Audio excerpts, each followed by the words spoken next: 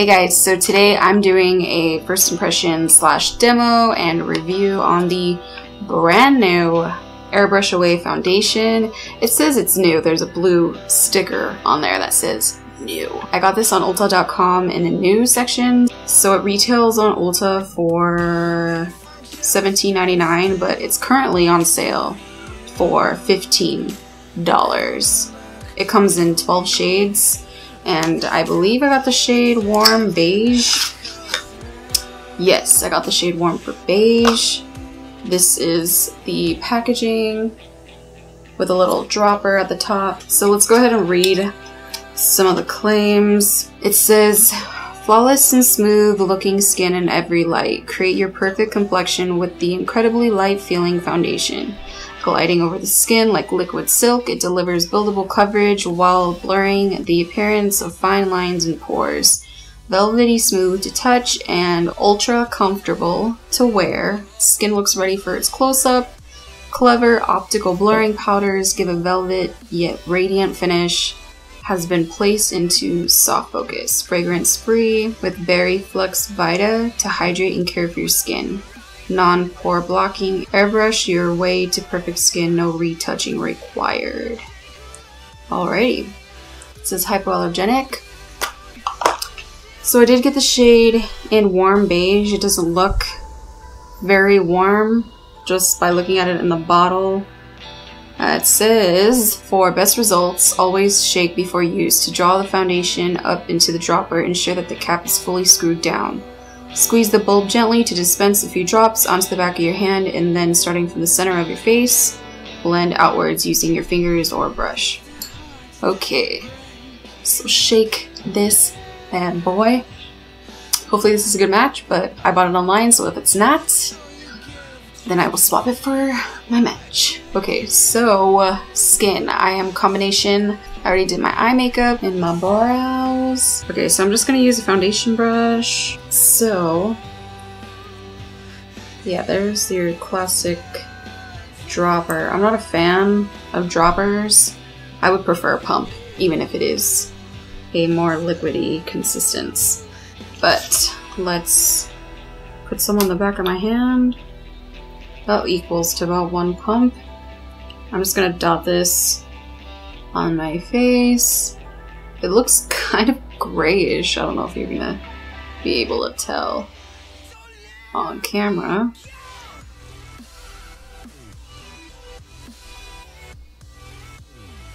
So airbrush, I don't know about that. Already like a light coverage.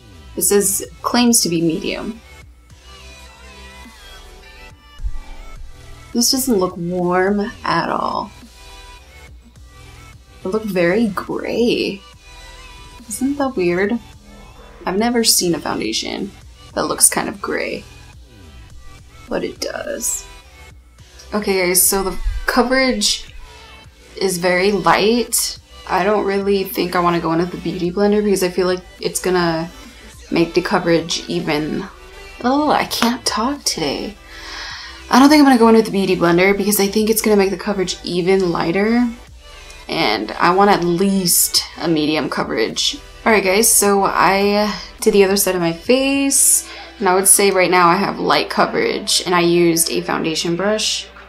You can still see my pimple here. You see redness peeking through right here on my cheek.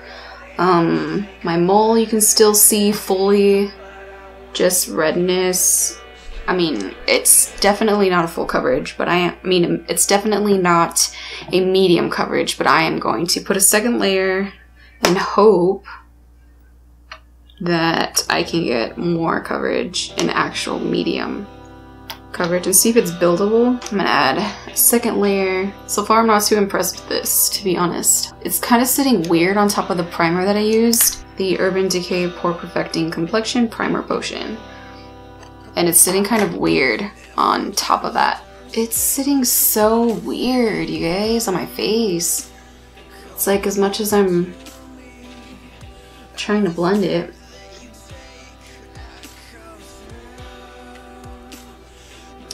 Oh, it's so weird. It does not look good. I don't know if it's the primer that I used. I've never had an issue with it before though. So the fact that it's not really sitting well. I feel like I keep blending and it's just sitting on top. I can already tell that I don't like this. It's not blending very well. Ugh, I don't like it, you guys. I mean, I'm prejudging it, but it just feels like I'm putting something that's not foundation on my face because it's not blending well at all. Like it's streaky and it's like swirling around as I'm trying to blend it. I've never had a foundation do that before. It did build, but you know what? I'm gonna go in with a beauty blender on this side because the blending with it's just not good. So I'll be right back. I prefer foundation brush just because I think it's easier and I can get a fuller coverage with a brush, and a beauty blender I feel like shears out my foundation, which I don't really like. I usually just use my beauty blender for concealer, but because this is so hard to blend and it's not sitting well on my skin at all, I am gonna try it with a beauty blender just to see if I can get better coverage and for it to blend easier using the beauty blender. So I had a little extra, so I'm gonna dab it on this side.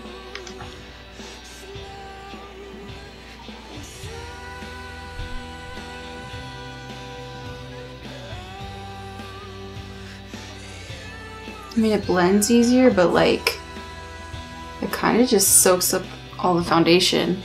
I don't know if you're gonna be able to see the beauty blender, but it soaked up that foundation pretty good. It looks really pink, so warm beige, I think not. I think that's as good as it's gonna look. I feel like if I put 3 layers of this foundation that is super annoying to blend, then it might not. It might look cakey, I don't know. I kind of want to go with more on this side just because it's not even a medium coverage on my cheek right there. I feel like I'm using too much foundation that claims to be a medium coverage, because I am not getting medium. Blend, blend, blend. I'm trying to tap lightly so that I can get the most coverage. I don't want the beauty blender to soak it all up. Okay, so I blended it down my neck with the beauty blender because the brush isn't working well with it. And let me know, I've never had an issue with that foundation brush working, and I've never had an issue with the foundation sitting on top of this primer. So it's not the primer and it's not the brush. I think it's just the foundation. And I feel like the beauty blender soaked up a lot of the foundation. I don't know if you're going to be able to tell because the lights are so bright. And I put kind of 3 layers. And now I'm at a medium because I layered it on. But I feel like if you claim to be a medium coverage foundation, then I shouldn't have to put 3 layers of you on to get medium coverage. And it looks okay. I'm gonna let it set a little bit longer, and then we will talk about the airbrush finish. Alright guys, so I let it set, and it does look decent on the skin. Like, my pores don't look that bad. They look pretty nice, my pores. I will say that it is clinging to the dryness around my nose. With the beauty blender, it blended much easier than the brush. I wouldn't use a brush with this, but the only downside to that is that the beauty blender will use up a good amount of the foundation, so you have to put on more. I'm gonna set my face with the Airspun loose powder as always. Oh, and I just got a little bit of that all over me. So I'm gonna powder the rest of my face, do the rest of my makeup, and then I will be back. I'm gonna give it a standard 8-hour wear test, so I will be right back. Alright guys, so I finished the rest of my makeup, and I don't know, you guys, I'm not really too thrilled with this yet. it looks okay now that it's powdered and set. But I will say it looks a little cakey in certain areas. My nose, it is clinging to the dryness around my nose. Looks a little cakey right there. Looks a little cakey right there. And on my chin. I don't think at the end of the 8 hours this is gonna look very good. I just have a feeling that this is not gonna look good. It is 11:59, it's about to be 12 o'clock. So in 8 hours, I will come back letting you guys see how it looks on my face compared to right now.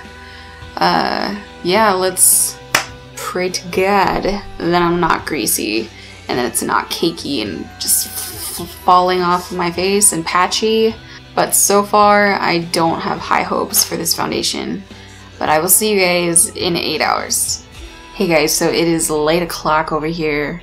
Right now it's early, kind of, for me. Usually I'm not this tired, but I have been pulling all-nighters and going to sleep in the wee hours of the morning, and I think it's finally caught up to me. So I'm really tired right now and I really want to wipe all of this off on my face.